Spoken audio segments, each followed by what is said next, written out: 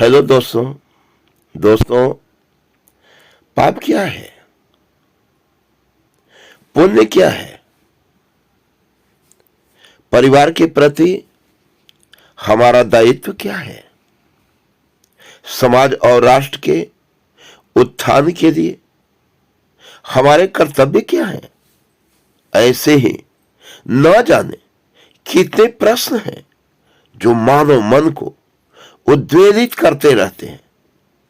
सृष्टि के प्रारंभ से ही मनुष्य इन प्रश्नों से जूझ रहा है, पर आज तक कोई सर्वमान्य हल खोज पाना उसके लिए संभव नहीं हो सका। एक ही कार्य किसी परिस्थिति में पाप होता है तो दूसरे में पुण्य।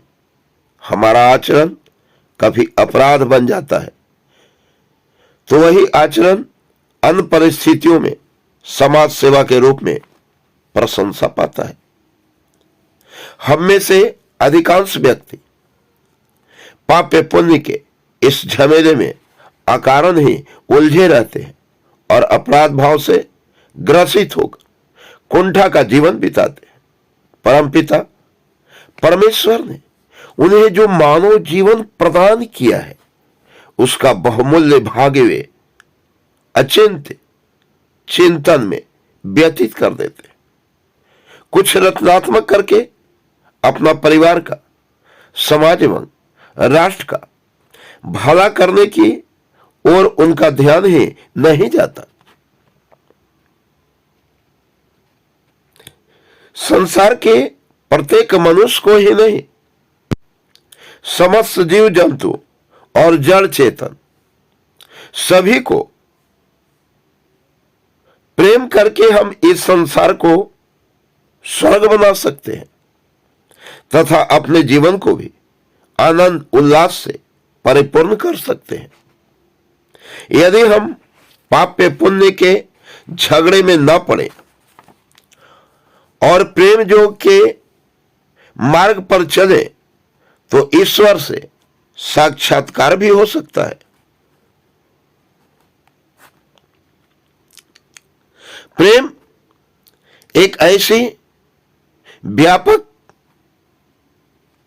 स्थिति है जिसमें चेतन ही नहीं, जड़ भी चलायमान हो जाते हैं, गतिमान हो जाते हैं। उनसे हमें ऊर्जा ही नहीं मिलती है, प्रेरणा भी मिलती है।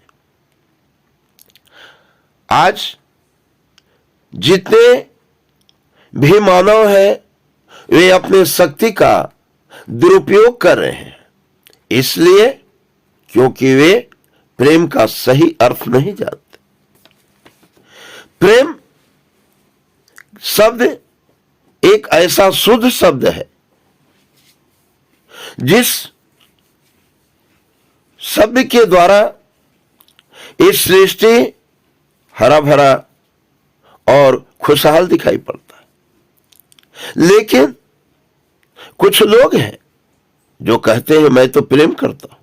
बड़ी अच्छी बात है आप प्रेम करते हैं, लेकिन जब उनका यह रूप सुनता हूं, मैंने तो फलाने के साथ बहुत प्रेम किया लेकिन उसने धोखा दिया, वो अभागे हैं, वो बड़े कमजोर दिमाग के हैं, क्योंकि प्रेम में उन्होंने आशा जो रखा कि मैंने प्रेम किया मुझे उससे कुछ फल प्राप्त होता।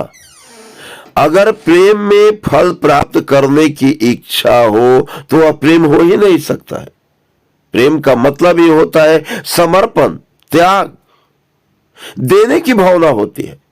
प्रेम उसे कहते हैं जो मात्र देना जानता है, लेना नहीं जानता है, चाहे वह जड़ से हो चाहे चेतन से हो। जब मनुष्य किसी वस्तु या किसी व्यक्ति से अगाध प्रेम करता है, मात्र हम इतना प्रेम उससे करते हैं, इतना प्रेम करते हैं कि वह हर हाल में खुश है। और यह प्रेम जब धीरे धीरे उस व्यक्ति से दूसरे व्यक्ति में, दूसरे से तीसरे में, घर परिवार से समाज में, समाज से देश में और सर्वमान्य हो जाता है तो वह व्यापक स्थिति एक दिन हमें प्रभु की ओर ले जाती है, उस प्रभु की ओर जहां प्रभु के बिना एक क्षण भी भक्त बेचैन हो उठता है, और फिर वह भक्त की यह स्थिति हो जाती है कि भक्त को कुछ मांगने की आवश्यकता नहीं होती है। सभी धर्म ग्रंथों में, सभी संप्रदायों में इस प्रेम के महत्व को दर्शाया गया है, लेकिन बाबा गोस्वामी तुलसीदास बड़े ही सहज भाव में कहा है कि हरि व्यापक सर्वत्र समाना, अप्रेम ते प्रगट हूं ही मैं माना। बाबा गोस्वामी तुलसीदास कहते हैं यह सृष्टि नियंता ब्रह्म अर्थात ईश्वर सभी रूपों में विद्यमान है, लेकिन हमने सच्चा प्रेम नहीं किया, इसलिए वह हमें नहीं दिखाई पड़ता।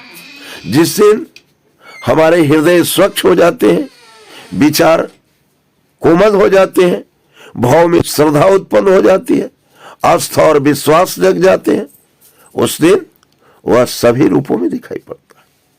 कुछ बात है जो लोगों को बड़ी अटपटी लगती है, इसलिए कि हमारे इस धराधाम पर अनेकों प्रकार के संप्रदाय हैं। एक संप्रदाय में अनेकों प्रकार के मत के मानने वाले लोग हैं। कुछ लोग किसी को महान मानते हैं, कुछ लोग किसी को महान मानते हैं। दोस्तों, वह सर्वशक्तिमान सत्ता एक ही है, चाहे उसे गॉड कहे, ईश्वर कहे, अल्लाह कहे, खुदा कहे, राम कहे, कृष्ण कहे, मोहन कहे, गोविंद कहे, ईसा कहे, जो भी कहे, लेकिन उस तक पहुंचने के लिए हमारे अंदर आस्था की आवश्यकता होती है।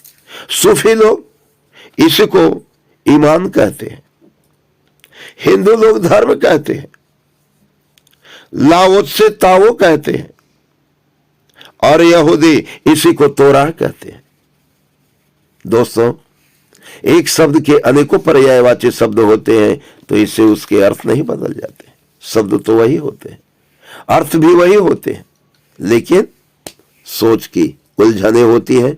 तो इन उलझनों से हम बाहर निकले और प्रेम के इस विशालकाय स्वरूप को समझें, और इस संसार में जितने दिन तक की हमारी जिंदगी है उसे प्रेम से जिए, श्रद्धा से जिए, खुद भी खुश रहे और लोगों को भी खुश रखें। हम इस संसार में कुछ निर्माण का कार्य करने आए हैं, हम इस संसार को सजल करने आए हैं। हमारे किसी भी कारनामे से संसार के किसी भी जीव को अगर कोई कष्ट होता है तो उसे ही हम पाप समझें, और हमारे जिन कार्यों से संसार के लोगों का भला होता है वही हमारा धर्म है। दोस्तों, तो धर्म और अधर्म के हम झमेले में न पड़ के हम संसार, परिवार, समाज, राष्ट्र और वसुधैव कुटुंबकम की भावना को लेकर आगे बढ़े। जय हिंद दोस्तों।